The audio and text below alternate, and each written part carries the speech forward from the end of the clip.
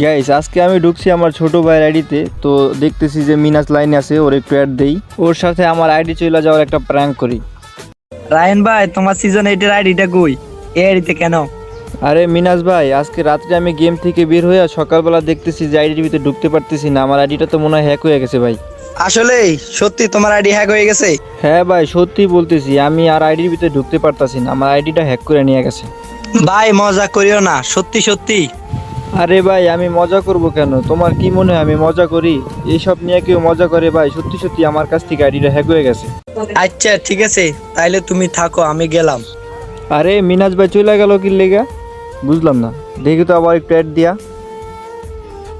আরে ভাই, এত অ্যাড কাইটা দিতেছে কি লেগা বুঝতেছি না, আর গ্রুপে আসতেছে না কেন?